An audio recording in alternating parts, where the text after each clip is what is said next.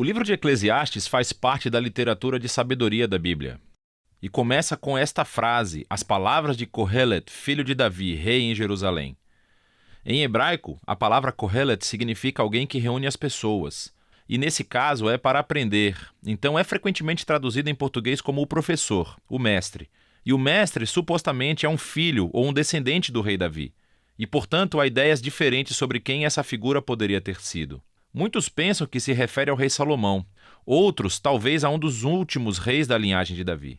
E há ainda quem pense que, na verdade, é um professor israelita que adotou uma identidade semelhante a Salomão para auxiliar no ensino.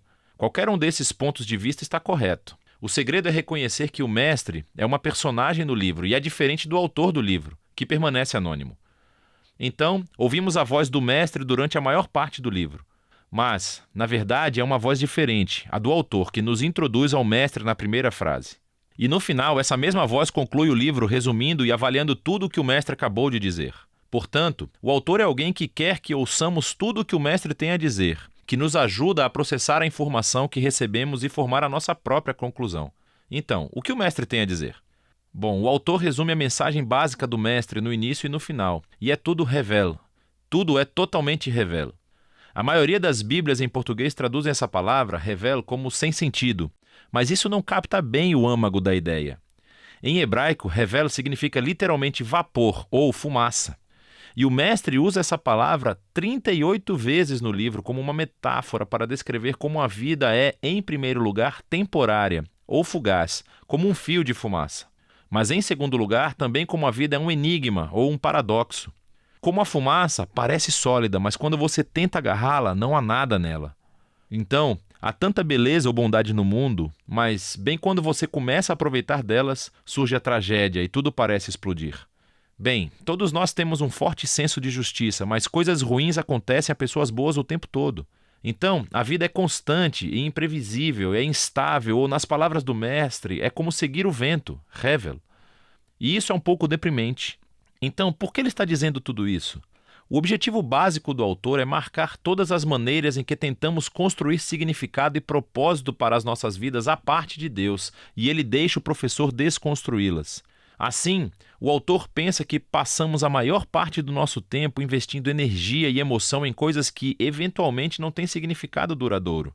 E ele deixa o mestre nos dar uma lição dura da realidade.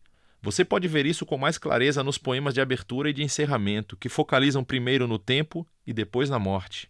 Então, o mestre diz: você pode passar toda a sua vida trabalhando e alcançando grandes feitos, achando que isso dá significado à sua vida, mas você deve parar e considerar o passar do tempo.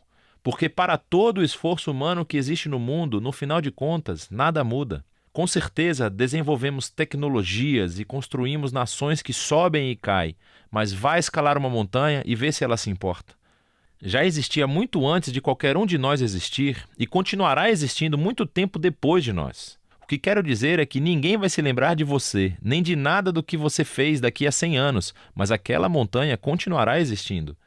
E as ondas estarão quebrando na praia e o sol irá se levantar e se pôr. E assim o tempo acabará por apagar você e eu e tudo aquilo com que nos importamos.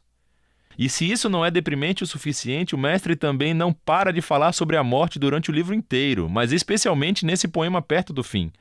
Ele diz que a morte é o grande equalizador e torna inútil a maioria das nossas atividades diárias. A morte devora os sábios e os tolos, os ricos e os pobres. Não importa quem você é, o que você fez, seja algo bom ou ruim, todos vamos morrer, e isso é inevitável.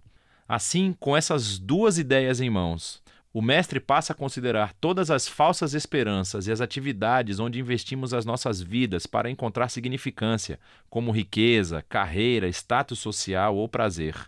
Então, você acha que trabalhar duro fará a sua vida valer a pena? Pense no estresse e no preço que isso causa em você, toda a ansiedade e as noites sem dormir. E no momento em que você realmente ganhar alguma riqueza, você estará muito velho para aproveitá-la. E então, quando você tiver que repassar a sua riqueza para alguém, pode ser alguém que nem se importe com qualquer coisa que você fez. Ou talvez você pense que o prazer fará a vida valer a pena. Vá em frente, viva as suas férias, viva para as festas de fim de semana. Segunda-feira sempre chega. Revel, tudo é totalmente revel. Então, o que o mestre defende É que nos tornemos hedonistas puros ou relativistas? Bem, isso seria maravilhoso. O mestre reconhece que as ideias dos provérbios, viver pela sabedoria e pelo temor ao Senhor, realmente têm vantagens. Em geral, a vida provavelmente será melhor para você. Mas veja que o problema é que mesmo vivendo pela sabedoria e pelo temor do Senhor, eles também são hevel porque não garantem uma vida boa. Pessoas boas morrem tragicamente, pessoas horríveis vivem muito e prosperam. Há muitas exceções e até mesmo a sabedoria é hevel. Mais uma vez, não quer dizer que é sem sentido, mas sim um enigma. A sabedoria não funciona da maneira que você acha que deveria funcionar o tempo todo. Então, qual é o caminho a seguir no meio de todo esse hevel? E aqui, paradoxalmente, o mestre descobre o segredo para desfrutar verdadeiramente da vida debaixo do sol. É aceitar o hevel. É reconhecer que tudo na vida está completamente fora do seu controle. Em cerca de 6 partes diferentes, em alguns dos momentos mais sombrios do seu monólogo, o mestre fala sobre o dom de Deus, que é o gozo das coisas simples e boas da vida, como a amizade ou família, uma boa refeição ou um dia ensolarado. Você não pode controlar essas coisas, certamente não são garantidas, mas essa é a beleza das coisas. Quando eu adoto uma postura de confiança total em Deus, eu experimento a liberdade para simplesmente aproveitar a minha vida como ela realmente é, não como eu acho que deveria ser. Porque até as minhas expectativas sobre o que a vida deveria ser são hevel, tudo sob o sol. E assim as palavras do mestre chegam ao fim. Aqui no final o autor fala de novo e conclui tudo. Ele diz que é importante que ouçamos as palavras do mestre. Ele as compara com um cajado de um pastor com um aguilhão, uma ponta que pode doer quando cutuca. Mas ele diz que o mestre está tentando te cutucar para que você se mova na direção certa, em direção a uma sabedoria maior.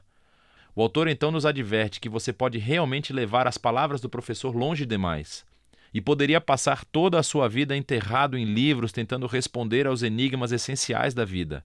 Não faça isso, ele diz, pois você nunca conseguirá. E assim, em vez disso, o autor oferece a sua própria conclusão. Tema a Deus e siga os seus mandamentos. Esse é o dever dos seres humanos, pois Deus irá julgar tudo aquilo que fazemos, toda coisa oculta, seja boa ou má. E assim, o autor acha que é bom deixar o mestre desafiar as suas falsas esperanças e lembra que o tempo e a morte fazem com que a maior parte da vida esteja completamente fora do seu alcance. Mas o que dá um verdadeiro significado à vida é a esperança do julgamento de Deus, a esperança de que um dia Deus irá limpar todo o conhecimento e trará a verdadeira justiça ao nosso mundo. E é essa esperança que deve alimentar uma vida de honestidade e integridade diante de Deus, apesar do fato de permanecer confuso com a maior parte dos mistérios da vida. E essa é a sabedoria do livro de Eclesiastes.